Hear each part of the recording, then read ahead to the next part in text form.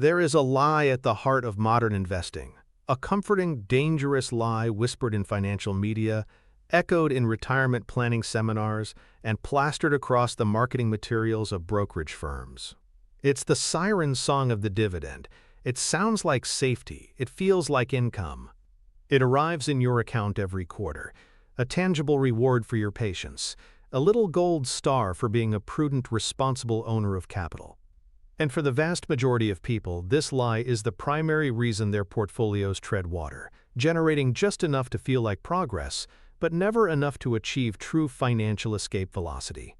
They are trapped in a cycle of mediocrity, collecting their modest checks, while the real wealth, the life-altering generational wealth, is being created in a completely different universe they've been trained to ignore. The initial hook that draws so many in, the promise of a high dividend yield, is not a gateway to riches. It is a gilded cage. It is a trap. And today, we are going to hand you the key to unlock it. What if I told you that the single greatest investor of all time, a man who has compounded capital at a rate that defies financial gravity for over 60 years, largely ignores dividends? What if I told you that Warren Buffett's entire philosophy is built on a secret signal, a hidden number that is far more powerful, far more predictive of explosive long-term growth than any dividend announcement?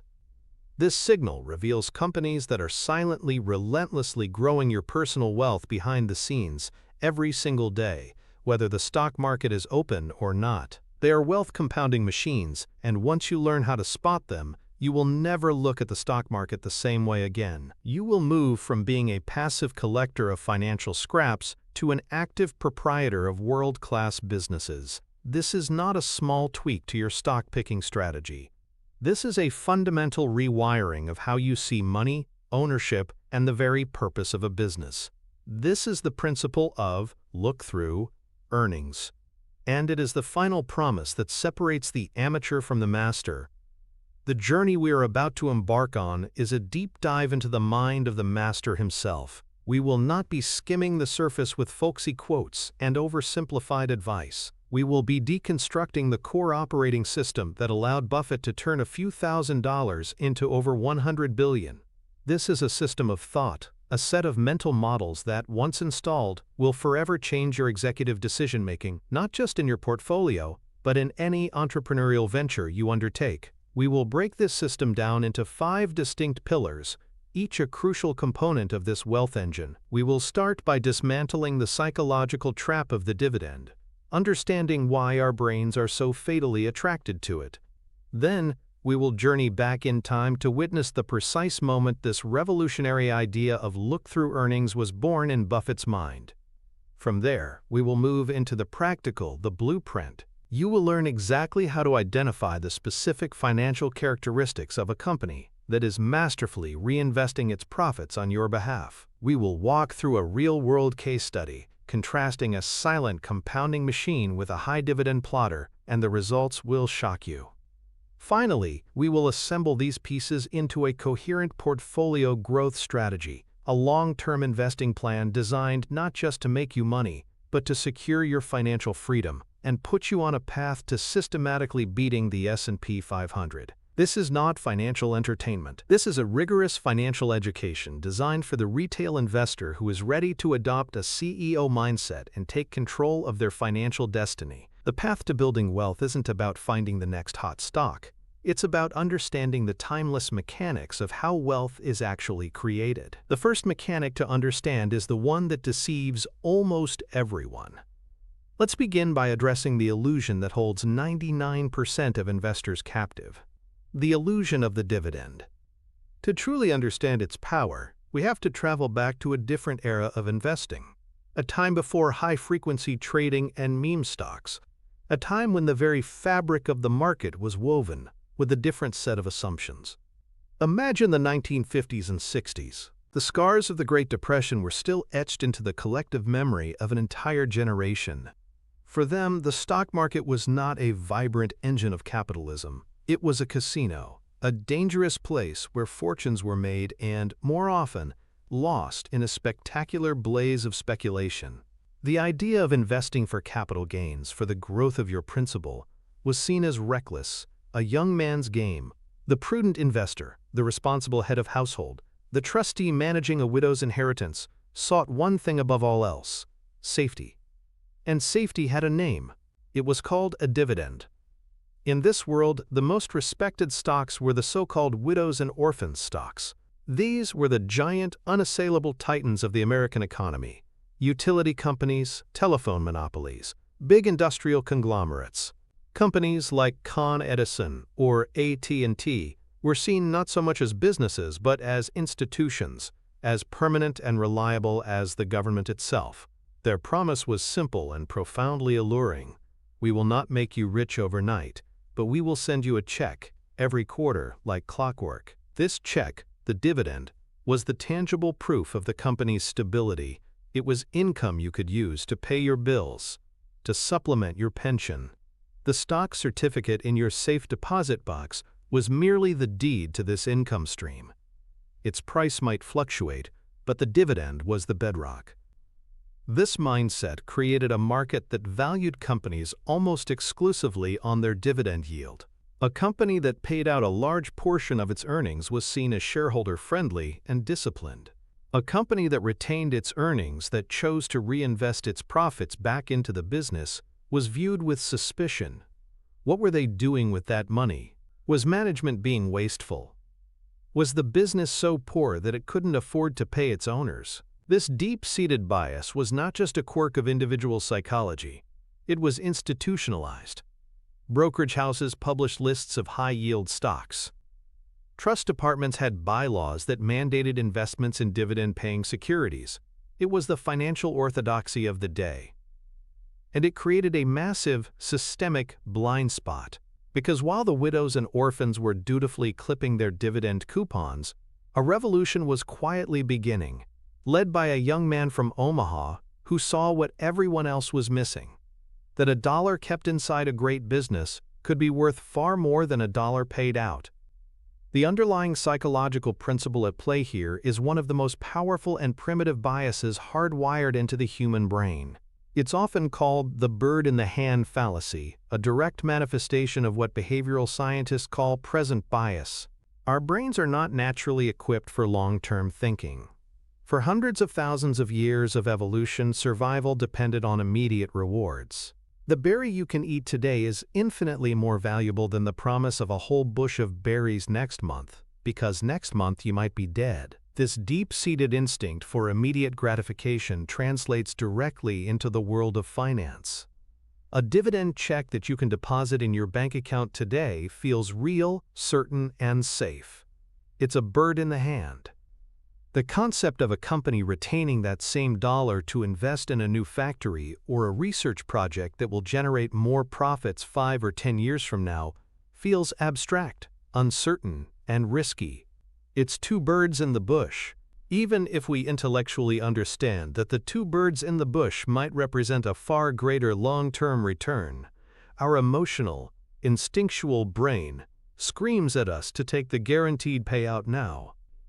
This is compounded by a second cognitive bias, the income illusion. We are conditioned throughout our working lives to think of income as a regular, periodic payment, a salary, a wage.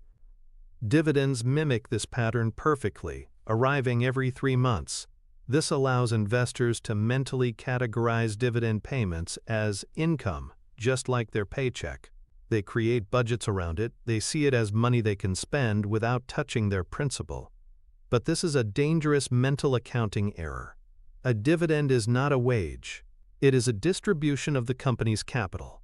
When a company pays a dividend, its value drops by the exact amount of the dividend paid. If a stock is trading at $100 per share and it pays a $1 dividend, on the ex-dividend date, the stock will open for trading at $99, all else being equal. You are not receiving free money. You are simply receiving a small piece of your own investment back in cash, which is then immediately taxable, while the value of your core holding decreases commensurately. The investor chasing dividends for income is like a farmer who celebrates eating his seed corn, mistaking the consumption of his capital base for a sustainable harvest. This fundamental misunderstanding is the bedrock of the dividend trap. So how do we break free from this powerful psychological pull? How do we build an applied mental model, a practical blueprint, to override our flawed instincts? It begins with asking a different set of questions. The typical investor asks, what is the dividend yield? The intelligent investor asks, what is the owner's yield? This requires a three-step process to reframe the entire equation. Step 1 is to look beyond the dividend. Go to a company's cash flow statement and find two numbers, cash dividends paid and repurchase of stock. Add them together. This is the total amount of capital the company returned directly to shareholders in a given year. Divide this number by the company's market capitalization. This gives you the total shareholder yield.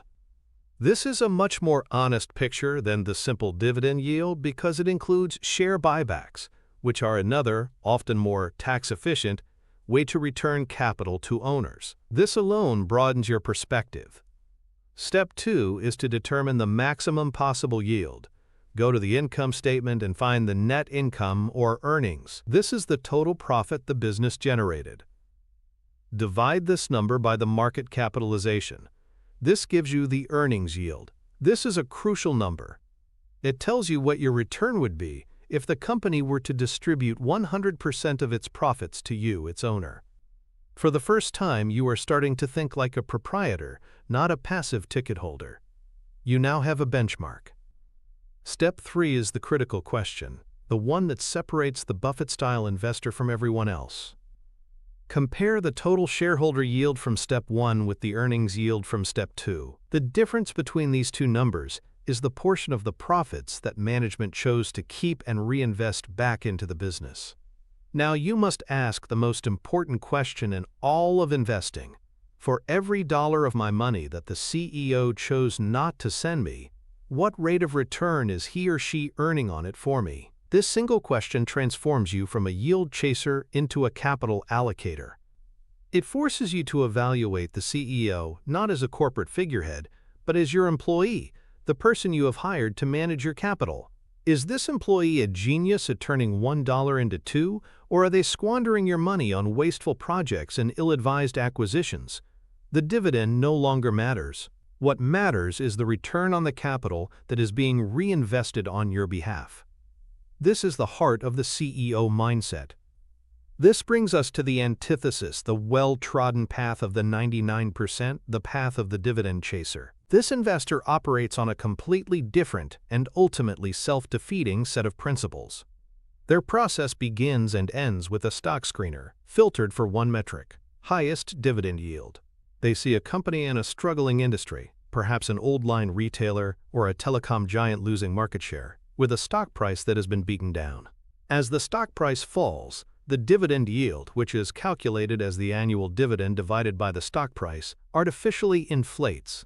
A stock that paid a $2 dividend when it was trading at $50 had a 4% yield. If its business deteriorates and the stock falls to $25, that same $2 dividend now represents an 8% yield. The dividend chaser, blinded by this high number, sees a bargain.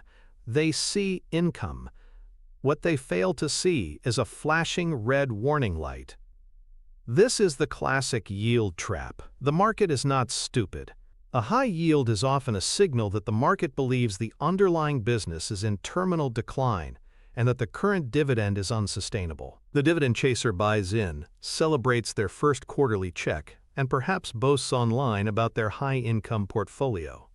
Meanwhile, the business continues to crumble. The company is starving for capital to innovate and compete, but it's sending all its cash out the door to keep the dividend investors happy. It's a corporate death spiral. Inevitably, the day of reckoning arrives. The board of directors, facing reality, announces a dividend cut. The very reason the dividend chaser bought the stock is now gone. They panic and sell, often at a price far lower than what they paid, having lost both their income stream and a huge chunk of their principal. They blame the company, they blame the market, but they never blame their flawed process.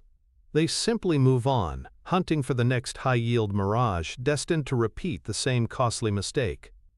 The direct financial connection here is stark and mathematically undeniable. Let's quantify the damage of this dividend-first mentality. Imagine two companies, Company A and Company B, both with a market value of $100 billion and both earning $10 billion a year in profit. They are identical in every way, except for their capital allocation policy. Company A, the dividend darling, believes in rewarding shareholders directly. It has a high payout ratio, distributing 80% of its earnings as dividends. So it pays out $8 billion and retains $2 billion to reinvest in the business. Company B, the silent compounder, believes the best thing it can do for its owners is to grow the intrinsic value of the business. It pays a small 1% dividend, amounting to $1 billion, and retains $9 billion to reinvest. Now let's assume both companies can earn a respectable 15% return on any new capital they invest. In year one, Company A reinvests its $2 billion and generates an additional $300 million in earnings for the next year. Company B reinvests its $9 billion and generates an additional $1.35 billion in earnings. Fast forward 10 years. Company A, by consistently starving itself of growth capital, has only managed to grow its earnings base at a very slow rate. Its stock price has likely been flat, and the investors' total return is almost entirely composed of the dividends they received, which were taxed every single year, creating a constant drag on their compounding. Company B, on the other hand, has become an absolute powerhouse. Its earnings have more than tripled. Its intrinsic value has skyrocketed. The market, eventually recognizing this explosive growth in earning power, has bid up the stock price to reflect the new reality. The investor in Company B has seen a massive capital gain, dwarfing the total dividends received by the investor in Company A. This is not a theoretical exercise. This is the mathematical engine of long-term wealth creation. It demonstrates with brutal clarity that the decision of how a company allocates its capital is infinitely more important to your long-term returns than the size of its dividend check. And it was this precise insight that led Warren Buffett to develop the revolutionary concept that would become the foundation of his entire fortune. To understand the birth of look-through earnings, we have to go back to 1972.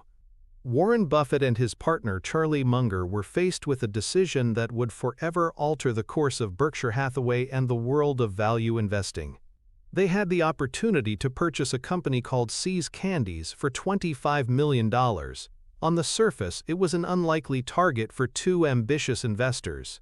See's was not a high-tech innovator or a rapidly expanding global enterprise.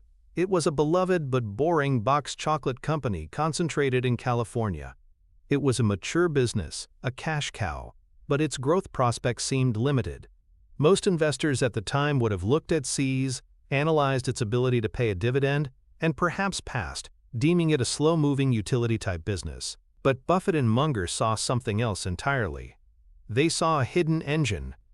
See's Candies possessed a powerful brand and pricing power, which allowed it to generate a significant amount of cash flow every year. The business earned about $2 million a year after tax, but crucially, it required very little capital to operate. It didn't need to build massive new factories or spend fortunes on research and development. This meant that after all the expenses were paid and a small amount was put back into maintaining the stores, there was a huge pile of cash left over. This was the retained earnings. The conventional wisdom would have been to take that cash out of See's and pay it to its new owners, Berkshire Hathaway, as a dividend. But this is where the genius of Buffett and Munger sparked a conceptual revolution. They realized that taking the money out as a dividend would trigger corporate taxes. Instead, they asked a different question. What if they thought of those retained earnings not as See's Candies' money, but as their money, as Berkshire's money, that was simply being held inside the See's corporate structure? This was the birth of the look-through earnings concept. Buffett articulated it this way. A shareholder's true earnings from a company are not just the dividends they receive, but also their proportional share of the profits that the company retains and reinvests. If you own 1% of See's Candies, and See's earns $2 million and pays no dividend, you didn't earn zero. You earned $20,000. It just so happens that your $20,000 is now sitting in the See's Candy's corporate bank account, waiting for your capital allocator, the CEO, and in this case, Buffett himself, to deploy it intelligently. In this instance, they took the excess cash that See's generated, and, instead of reinvesting it in the low-growth candy business, they redeployed it into other, higher-return investments under the broader Berkshire Hathaway umbrella. They bought more stocks, acquired other businesses. See's Candies became the financial engine, the gusher of retained earnings that funded the acquisition of the empire. Since 1972, See's has generated over $2 billion in pre-tax profits for Berkshire Hathaway, all from an initial $25 million investment that required very little additional capital. That is the explosive power of look-through earnings. It's about seeing a business not as a dividend dispenser, but as a capital generator that you, the owner, control. The psychological principle that makes this mental model so powerful is its ability to short-circuit the traditional investor's sense of detachment. Most people who buy stocks feel like they've purchased a lottery ticket or a digital token. They watch the price flicker on a screen, and their emotional state rises and falls with it. They feel no sense of genuine ownership, no connection to the underlying business, its employees, or its assets. This creates a profound psychological distance. It's not your factory, it's the company's factory. It's not your profit, it's the company's profit. This is where Buffett's framework is so revolutionary. The concept of look-through earnings fundamentally changes your psychological relationship with your investment. It forces you to adopt the mindset of a proprietor. By mentally claiming your proportional share of the retained earnings, you are closing that psychological distance. Suddenly, it's not some anonymous CEO in a distant boardroom making decisions with corporate funds. It's your employee making decisions with your money. This triggers a powerful cognitive bias known as the endowment effect. Studies have shown that people place a significantly higher value on something they own than on an identical item they do not. When you truly internalize that the retained earnings belong to you, you become far more demanding about how they are used. You stop being a passive spectator and start acting like a concerned owner. You're no longer just hoping for a dividend. You are scrutinizing the capital allocation decisions of your management team with the fierce eye of someone whose personal wealth is at stake. This shift from a stock picker to a business owner is the single most important psychological leap an investor can make, and the concept of look-through earnings is the bridge that gets you there. So let's translate this powerful theory into a practical, applied mental model that you can use tonight. We'll call it the proprietor's test. It's a simple, 5-step process to calculate your true earnings from any stock you own. Step 1. Pull up the company's most recent annual income statement. You can find this for free on any major financial website. Look for the line item called net income or net earnings. This is the company's total profit for the year. For our example, let's say it's $1 billion. Step 2. Now pull up the company's cash flow statement for the same year. Find the line item cash dividends paid. This is the total amount of profit that was distributed to shareholders. Let's say it's $200 million. Step 3. Do a simple subtraction. Net income minus dividends paid. In our example, 1 billion minus 200 million equals $800 million. This is the company's retained earnings for the year. This is the money that belongs to the owners but was kept inside the business. Step 4. Now we make it personal. Find the total number of shares outstanding for the company. Let's say it's 500 million shares. Divide the retained earnings, $800 million, by the shares outstanding, 500 million. This gives you the retained earnings per share. In this case, it's $1.60 per share. Now multiply this number by the number of shares you personally own. If you own 1,000 shares, your personal look-through earnings for the year are $1,600.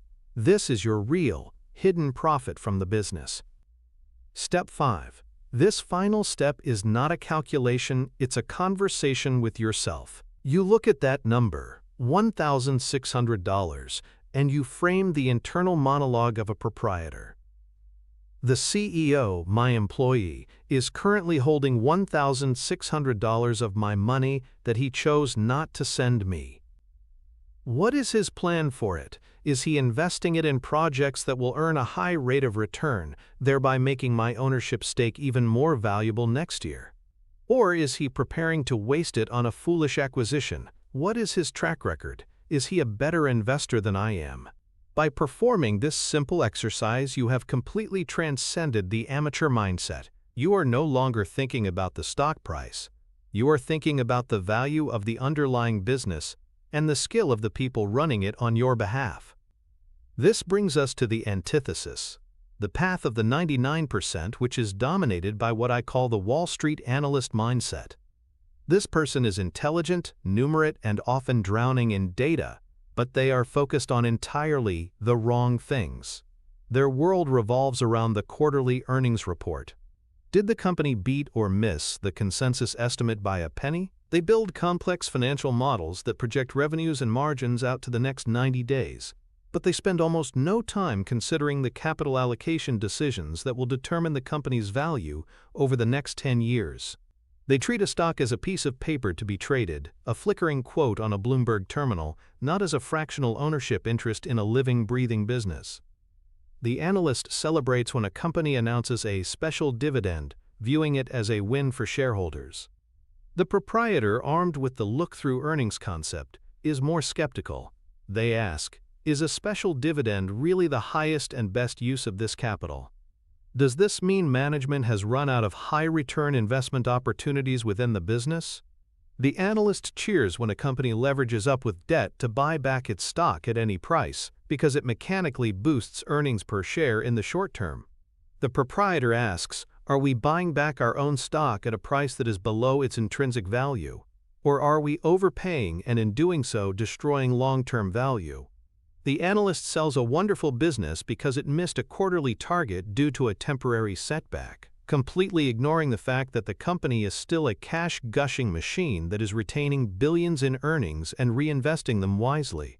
The proprietor sees the short-term stock price drop as an opportunity to buy more of a great business at a discount. The analyst mindset is a frantic, short-term, and ultimately superficial game. The proprietor mindset is a patient, long-term, and deeply rational approach. They are playing two completely different sports on the same field. The direct financial connection between look-through earnings and your net worth is most powerfully demonstrated by a concept that Buffett has called one of the most important in investing: the relationship between retained earnings and the growth in a company's book value. Book value is, in simple terms, the net worth of a company, its assets minus its liabilities. When a company retains $1 of earnings, its assets go up by $1, and therefore its book value goes up by $1. Over time, if a company's management is skillful, that reinvested dollar will generate even more earnings in the future, causing the book value to grow at an accelerating rate. Now here is the magic. For great businesses, over long periods of time, the market price of the stock will almost perfectly track the growth in its book value per share.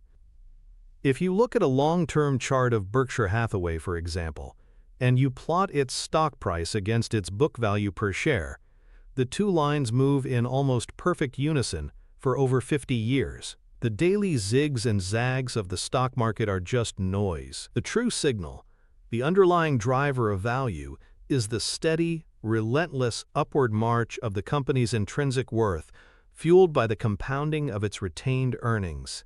This is the ultimate financial proof. Look-through earnings aren't just a theoretical concept. They are the raw material that builds a company's tangible net worth. And as that net worth compounds, your capital gains will inevitably follow. Your job as an investor is simply to find the companies that are best at this process, and then have the patience to let them work their magic for you. But that raises the most important question of all. How do you find them? How do you identify the truly masterful capital allocators from the mediocre ones? That brings us to the engine room. It is not enough to find a company that retains its earnings. A business that keeps all its profits but then proceeds to invest them in projects that earn a miserable return is not creating value. It is destroying it. It is taking your money, your look-through earnings, and lighting it on fire. This is where so many aspiring value investors go wrong. They grasp the first part of the concept, retained earnings are good, but they fail to grasp the second, more critical part. Those retained earnings must be reinvested at a high rate of return. The true compounding machines are the businesses that can do both. They gush cash, and they have a management team that is exceptionally skilled at redeploying that cash into high-return opportunities. To find the perfect anecdote for this principle, we must look at one of Buffett's most colorful and instructive acquisitions, the Nebraska Furniture Mart. In 1983, Buffett bought a majority stake in the Nebraska Furniture Mart from its founder, Rose Blumkin, a tiny, indomitable Russian immigrant known to everyone as Mrs. B. She had started the business in 1937 with $500 borrowed from her brother and built it into the single largest home furnishing store in North America. Mrs. B was not a sophisticated financial engineer. She was an intuitive business genius whose entire philosophy could be summarized in one sentence: sell cheap and tell the truth. But what Buffett saw in her was something far more profound. He saw a master capital allocator. Mrs. B lived and breathed the principle of reinvesting profits. Every single dollar the store earned was immediately plowed back into the business. She used it to expand her inventory, allowing her to buy in bulk at lower prices than any competitor. She used it to build massive no-frills warehouses, keeping her overhead costs microscopically low. She passed these savings on to her customers, which in turn drove more volume, which generated more profit, which was then immediately reinvested again. It was a perfectly closed, self-reinforcing loop of compounding. The Nebraska Furniture Mart was not just a store. It was a capital allocation machine that used furniture as its medium. When Buffett bought the business, he did it on a handshake deal without auditing the books. He didn't need to. He knew that Mrs. B's obsession with reinvesting every penny back into her low-cost, high-volume model had created an unassailable competitive moat. He wasn't just buying inventory and a building. He was buying her capital allocation brain. He let her keep running the show, and she continued to do what she had always done: take the retained earnings and use them to fortify and expand the business at an incredibly high rate of return. The lesson is clear. Identifying a great business is about finding an engine room where capital is being intelligently and relentlessly reinvested to widen the company's competitive advantage. The psychological principle at the heart of this pillar is the difficult task of overcoming our own biases when evaluating leadership. Specifically, we must be on guard against the Dunning-Kruger effect as it applies to corporate executives. The Dunning-Kruger effect is a cognitive bias in which people with low ability at a task overestimate their ability. The world of corporate leadership is filled with CEOs who are mediocre capital allocators, but who, due to their position and success in other areas like sales or operations, have an unshakable overconfidence in their ability to invest shareholder money. They fall in love with their own ideas. They get swept up in empire building, pursuing splashy, headline-grabbing acquisitions that have little strategic rationale and are often made at wildly inflated prices. They talk about synergies and transformational deals, but what they are really doing is engaging in what Buffett calls diversification, buying businesses they don't understand and, in the process, destroying the value of the core enterprise. The average investor, susceptible to the halo effect, often falls for this. They see a charismatic, confident CEO on television and assume he must be a genius. They don't do the hard work of looking at the numbers, of analyzing the company's actual track record of investment. Buffett's approach is the complete opposite. He is deeply skeptical of grandiose pronouncements and charismatic leaders. He is looking for a different kind of CEO, the rational, humble, disciplined capital allocator who treats the shareholders' money as if it were their own. He is betting on the jockey as much as the horse. The truly great investor develops the psychological discipline to ignore the corporate theater and focus solely on the cold, hard evidence of a management team's ability to convert retained earnings into higher future profits. It's about finding the Mrs. B's of the world, not the rockstar CEOs. So how do we, as retail investors, do this? How do we peer into the engine room from the outside? We need an applied mental model, a quantitative blueprint, to test a management skill. Let's call it the return on retained earnings test. This is a powerful, if slightly simplified, way to measure a management's historical performance. Step 1. You need to gather about 10 years of financial data for your company. Go to a historical data source and find the company's earnings per share (EPS) for each of the last 10 years. Also, find the dividends per share paid in each of those years. Step 2. For each year, subtract the dividend per share from the earnings per share. This gives you the retained earnings per share for that year.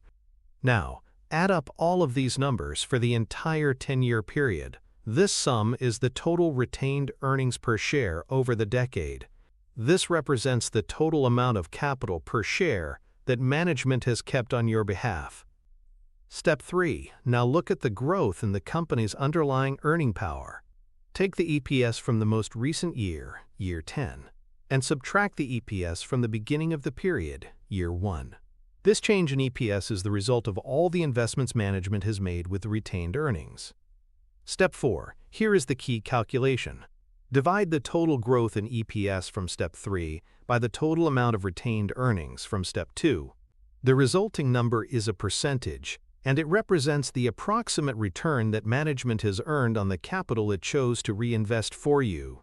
If this number is consistently high, say above 15 or 20%, you have likely found a masterful capital allocator. You have found a true compounding engine. To supplement this, you should also look at a more standard metric called return on invested capital, or ROIC. This measures the profitability of the company relative to all the capital, both debt and equity, that has been invested in it. You want to see a company with a high and stable, or ideally rising, ROIC over time. This confirms that the business not only earns high returns, but also has a durable competitive advantage that allows it to maintain those high returns.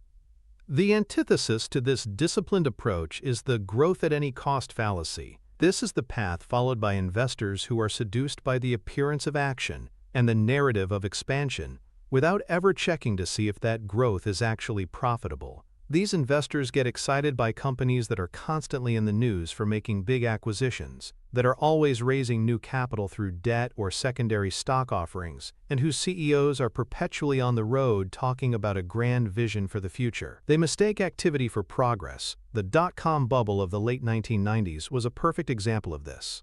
Companies like Pets.com or Webvan raised and spent billions of dollars of investor capital with absolutely no regard for return on investment. They were growing their revenues and their brand recognition at a blinding pace, but they were incinerating cash with every sale they made. Investors, caught up in the frenzy, bid the stocks to astronomical valuations, completely ignoring the fact that the underlying businesses had no sustainable path to profitability. The growth at any cost investor is buying a story. The intelligent investor is buying a business judged on its proven ability to generate cash and reinvest it at a high rate of return. The direct financial connection between this principle and building wealth is the mathematical certainty of compounding. Albert Einstein supposedly called compound interest the eighth wonder of the world, and nowhere is its power more evident than inside a great business. Let's make the numbers concrete. A company that can retain its earnings and reinvest them at a 20% annual rate will double its intrinsic value in less than 4 years. In 10 years, its value will have increased more than 6-fold. In 20 years, it will be worth almost 40 times its original value. Now compare this to a company that pays out most of its earnings as a dividend and only grows its intrinsic value at, say, 5% per year. In 20 years, it will be worth only 2.5 times its original value. The difference is not just large, it is life-changing. It is the difference between a comfortable retirement and generational wealth. The market may ignore this divergence in the short term. Stock prices can be irrational for months or even years. But over the long run, value is like gravity. The stock price will inevitably be pulled toward the company's underlying intrinsic worth. By finding those rare businesses that can reinvest capital at high rates for long periods of time, you are harnessing one of the most powerful forces in the financial universe. You are putting the mathematical certainty of compounding to work for you, creating the market alpha that every investor seeks but few ever find. To see this silent compounding machine in action, there is perhaps no better modern example than Warren Buffett's investment in Apple. But before that, one of his greatest home runs of all time, the Washington Post Company. In the early 1970s, the stock market was in a deep funk. The Washington Post, despite being a premier newspaper with a near monopoly in its market, saw its stock get crushed along with everything else. The market valued the entire company at around $80 million. Buffett did a quick calculation and realized that the company's television stations and other assets alone were worth far more than that, meaning the market was assigning a negative value to one of the greatest newspapers in the world. He started buying aggressively, but what he truly invested in was not just the assets, it was the capital allocation genius of its CEO, Katharine Graham. Graham was a phenomenal executive. She understood that the newspaper business, while immensely profitable, was a mature industry. Pouring all the retained earnings back into the newspaper itself would yield diminishing returns, so she did something brilliant. She used the massive, predictable cash flow generated by the newspaper as a funding source to buy other, non-related businesses that had better growth prospects. She also used the cash to aggressively buy back the Post's own stock, which was trading at a ludicrously cheap price. The public saw a newspaper company. Buffett saw a diversified holding company with a brilliant capital allocator at the helm, funded by a newspaper that gushed cash. He bought his stake for about $10 million. Over the next 3 decades, Katharine Graham took the look-through earnings from the newspaper and compounded them into a fortune. By the time Buffett's investment had fully matured, his initial $10 million stake was worth over $1 billion. This wasn't a story of technological innovation or explosive industry growth. It was a quiet, patient story of a brilliant CEO taking the retained earnings from a great business and redeploying them masterfully on behalf of the owners. It is the perfect illustration of a silent compounding machine. The underlying psychological principle that allows an investor to profit from such situations is the ability to practice delayed gratification.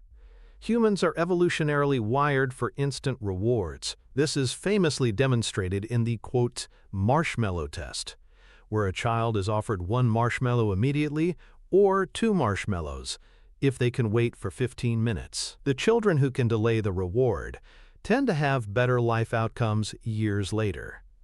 Investing is the ultimate marshmallow test. The dividend is the one marshmallow you can have right now. The compounding of retained earnings inside a great business is the promise of 2, 4, or even 10 marshmallows later on. The average investor, driven by their impatient, primitive brain, grabs the dividend. They want the satisfaction now. They lack the emotional fortitude to trust the process, to let the compounding engine do its work over many years. The successful long-term investor has trained themselves to override this instinct. They have developed a low time preference, prioritizing a spectacular long-term outcome over a mediocre short-term one. They understand that real wealth isn't built in days or months. It's forged over years and decades of patient compounding. They happily forgo the small dividend check today in exchange for the massive capital gain that will result from the company's retained earnings being reinvested at high rates.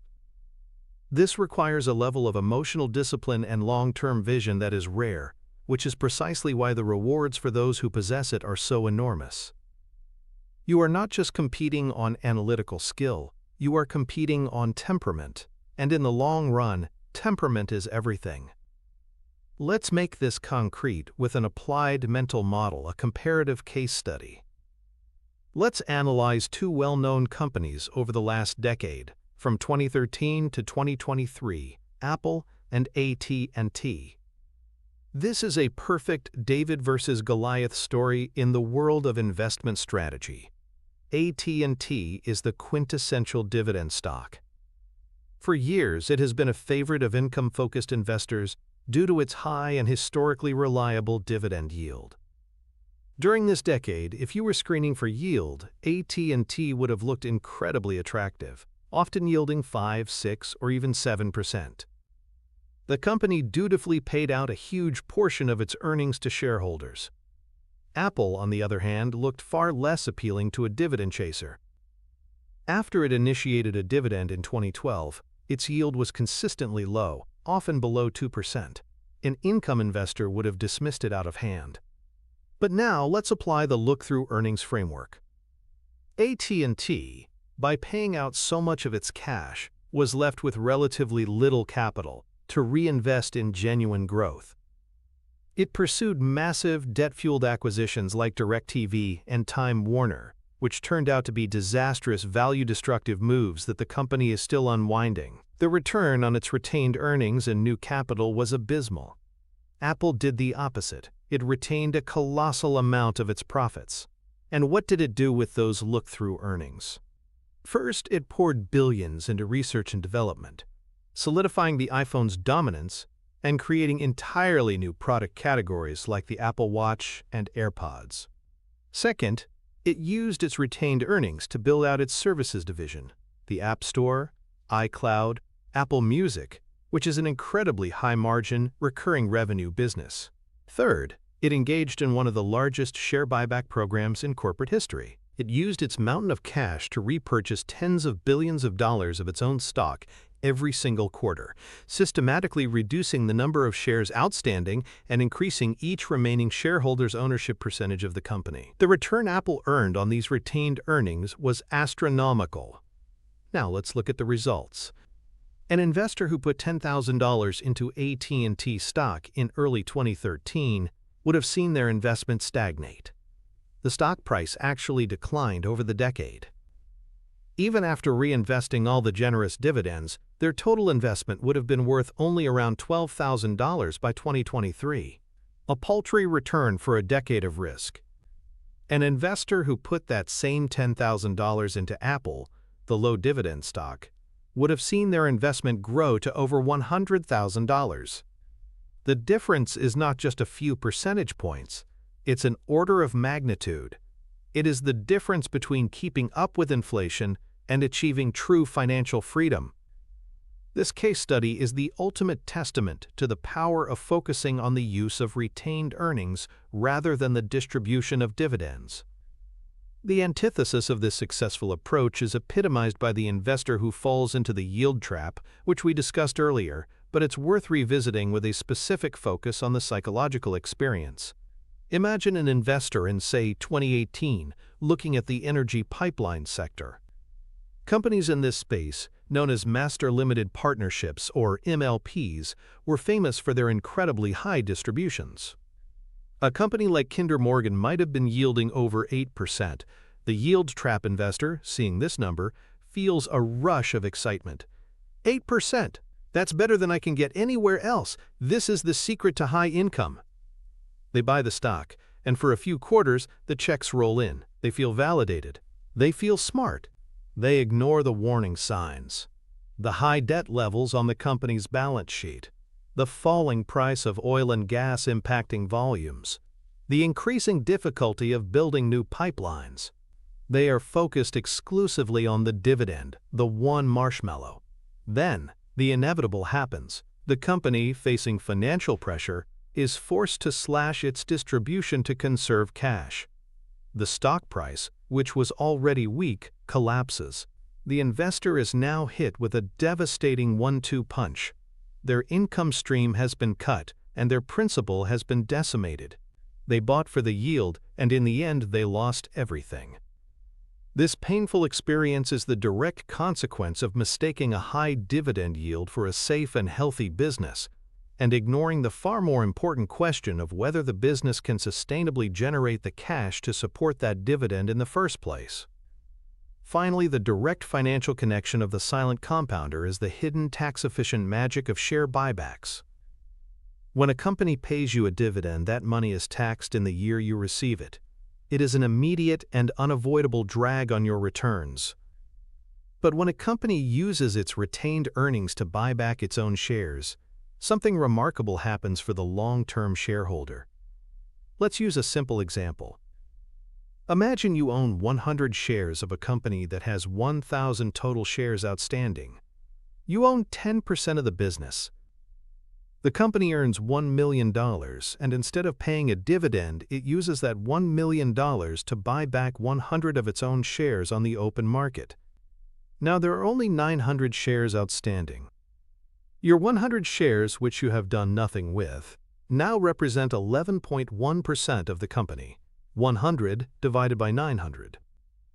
Your ownership stake in the business has increased by over 10%, and you haven't had to invest another dime or pay a single cent in taxes. The company's future earnings will now be divided among fewer shares, which automatically increases the earnings per share, which in turn will lead to a higher stock price over time. This is a powerful, elegant, and incredibly tax-efficient way for a company to reward its long-term owners. It is a direct conversion of look-through earnings into increased proportional ownership. The dividend investor completely misses this. They don't see their ownership stake growing silently in the background. They only see the dividend they didn't get, failing to realize they received something far more valuable in its place. We have now deconstructed the illusion of the dividend, understood the profound origin of look-through earnings, learned how to identify a great reinvestment engine, and seen it in action. The final pillar is to assemble this knowledge into a coherent, actionable strategy for long-term portfolio growth. This isn't just about picking one or two good stocks. It's about building a portfolio of look-through powerhouses and developing the mindset to hold them for the long run, paving the road to genuine financial freedom. And for the ultimate foundational anecdote, we need to look no further than the vehicle that Buffett created to execute this very strategy on a grand scale: Berkshire Hathaway itself. Berkshire Hathaway is the living, breathing embodiment of the look-through earnings principle. It is, in essence, a publicly traded portfolio of compounding machines. The company has not paid a dividend since 1967, and Buffett has repeatedly stated it has no plans to. Why? Because he believes, and has proven for over half a century, that he can take $1 of retained earnings and turn it into more than $1 of market value for his shareholders. The entire structure of Berkshire is designed to maximize this effect. It started with a failing textile mill, but soon the engine shifted to the insurance business. Companies like National Indemnity and Geico collect premiums from customers up front and pay out claims later. In the interim, they hold on to this cash, a massive pool of capital known as the float. This float is, in effect, a massive, interest-free loan that Berkshire can invest for its own profit. This is the first layer of retained capital. The second layer comes from the wholly owned businesses that Berkshire has acquired over the decades: See's Candies, the Nebraska Furniture Mart, BNSF Railway, Precision Cast Parts, and dozens more. These companies are instructed to run their operations efficiently and then send all of their excess profits, their retained earnings, up to headquarters in Omaha. Buffett and his team then take this colossal river of cash, flowing in from the insurance float and the subsidiary earnings, and they make capital allocation decisions. They might buy another whole company, or they might buy large blocks of publicly traded stocks like Apple or Coca-Cola. An investment in a single share of Berkshire Hathaway stock is a meta-investment in the very principle we have been discussing. You are hiring the greatest capital allocator in history to manage your look-through earnings for you. The staggering multi-decade performance of Berkshire stock is the ultimate, irrefutable proof that a strategy of retaining and intelligently reinvesting earnings is the most powerful wealth creation force known to man. The underlying psychological principle required to execute this strategy is the cultivation of a low time preference and the ability to overcome the focusing illusion. The focusing illusion is our tendency to place too much importance on one aspect of an event, causing us to misjudge the bigger picture. In investing, the most salient, attention-grabbing information is the daily fluctuation of stock prices, the breaking news headlines, and the quarterly dividend announcements. This is what the financial media bombards us with, and it's what our brains naturally focus on. It creates a sense of urgency and a feeling that we must constantly be doing something, trading, reacting, adjusting. The look-through earnings strategy requires a deliberate and conscious shift of focus. It requires you to ignore the noise and concentrate on the signal. The signal is not the daily stock price. It is the slow, almost boring year-over-year increase in the underlying business's earning power and intrinsic value. This requires developing a low time preference, the psychological trait of prioritizing larger, long-term rewards over smaller, short-term ones. It is the mindset of a farmer who plants a sapling, knowing they will not enjoy its shade for many years. It is the mindset of a cathedral builder, who lays stones for a structure they may never see completed. It is the CEO mindset, focused on building enduring value over decades, not on hitting a quarterly target. This temperament is not natural for most people, which is why most people do not achieve extraordinary investment results. It must be cultivated through discipline and a deep understanding of the principles at play. So let's build the final applied mental model, the blueprint for a compounding portfolio strategy. This is a 5-step process for building and managing a portfolio designed for maximum long-term growth. Step 1. Screening. You need to find the raw materials. Use a stock screener to filter for companies that have a demonstrated history of high profitability. Specifically, screen for companies that have maintained a return on invested capital, ROIC, of over 15% for at least 10 consecutive years. This will give you a list of businesses with durable competitive advantages, the castles with moats that Buffett talks about. Step 2. Analysis. This is where you do the real work. Take your list of high ROIC companies and apply the analytical tools we've developed. For each company, perform the proprietor's test to understand their use of retained earnings. Then, run the return on retained earnings test to quantify the skill of the management team. But don't stop with the numbers. Read the last 10 years of their annual reports, paying special attention to the CEO's letter to shareholders.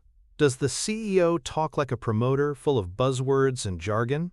Or do they speak candidly and rationally, like a business owner explaining their capital allocation decisions to their partners? You are trying to identify a culture of intelligent, shareholder-oriented capital management.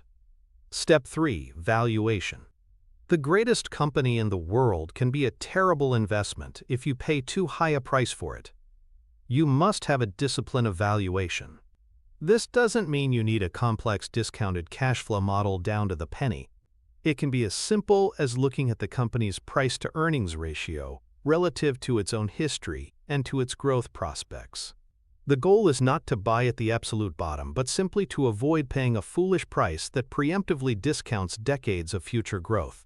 As Buffett says, it's far better to buy a wonderful company at a fair price than a fair company at a wonderful price. Step 4. Asset allocation. Once you have identified a handful of these wonderful companies at fair prices, you must build your portfolio. The look-through earnings strategy lends itself to concentration, not hyper-diversification. You are not buying a lottery ticket. You are making a significant investment in a business you understand and trust. A portfolio of 10 to 20 of these carefully selected compounding machines is more than enough diversification for the knowledgeable investor. This is a strategy of conviction. Step 5. Patience. This is the final, most difficult, and most crucial step. Once your portfolio is built, you must do the hardest thing in investing: nothing. You have to let your chosen management teams do their job. You must resist the urge to trade, to react to market noise, to constantly check your portfolio's value. Your job is to hold on for years, ideally decades, and let the magic of compounding work its silent, powerful wonders. This is the true path to asset allocation that leads to financial freedom. The antithesis to this patient, business-focused approach is the hyper-trader. This individual is the polar opposite of our long-term proprietor. They are obsessed with finding, quote, market alpha on a daily or weekly basis. Their screens are filled with flashing charts and technical indicators. They are constantly jumping in and out of positions based on news events, analyst upgrades or downgrades, or a tip they heard in an online forum. They talk a big game about their strategy, but in reality they are just gambling. They are slaves to the market's every whim. The hypertrader is constantly churning their portfolio, which has two devastating consequences. First, they never stay in one place long enough to let a great business actually compound for them. They sell a future Apple to buy a future pets.com. Second, they are ravaged by taxes and commissions. Every time they sell a stock for a short-term gain, it's taxed at the highest possible rate, a massive and unnecessary drain on their returns. The hypertrader mistakes frantic activity for intelligent investing and inevitably ends up with results that are far worse than if they had simply bought a low-cost S&P 500 index fund and gone on vacation for 10 years. This brings us to the final and perhaps most compelling direct financial connection, the enormous advantage of tax deferral. This is a benefit that is often overlooked but is absolutely central to the superior returns of the look-through earnings strategy. As we've established, when you receive a dividend, you owe taxes on it that very year. This forces you to sell a piece of your golden goose every year just to pay the government. But when your wealth grows through the appreciation of a stock fueled by retained earnings, no tax is due until the day you decide to sell. This could be 5, 10, 20, or even 50 years in the future. This tax deferral acts as a massive, interest-free loan from the government that turbocharges your compounding. Let's quantify it. Imagine you have $100,000 and can earn a 15% pre-tax return. If that return comes in the form of a taxable dividend each year, taxed at, say, 20%, your after-tax return is only 12%. After 30 years, your initial investment grows to about $3 million. Now imagine that 15% return comes entirely from capital appreciation. Your $100,000 grows untaxed for 30 years. At the end of the period, it is worth over $6.6 million.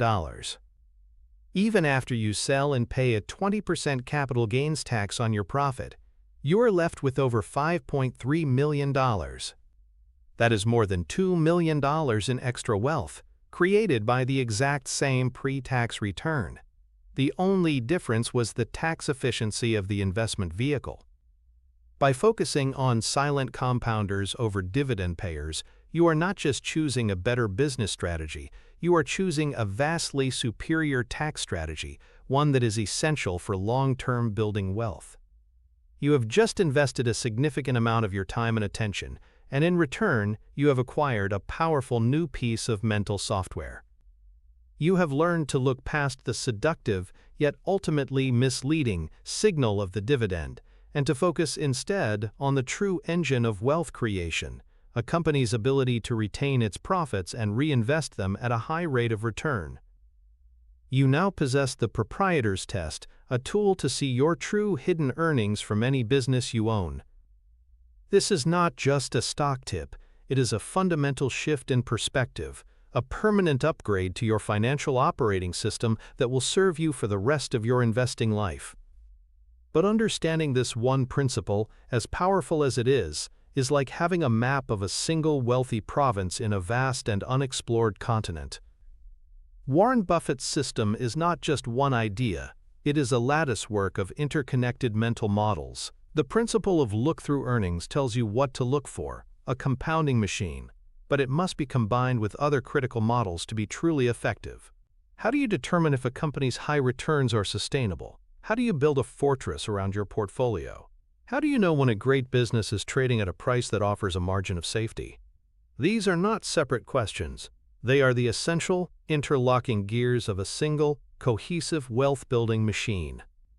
The video that is now appearing on your screen is not just another piece of content, it is the next piece of the map. It is the crucial link that connects the principle you've just mastered with the next layer of the Buffett methodology. It contains the knowledge needed to answer those very questions. to build upon the foundation we have laid here today. Clicking on it is not about watching another video. It is a conscious decision to continue your journey from amateur speculator to sophisticated business analyst. The path of the 99% is to stop here, satisfied with this one piece of knowledge. The path of the true long-term investor, the individual committed to mastering their financial destiny, is to seek the next connection, to complete the mental arsenal. The choice is yours. Continue your ascent,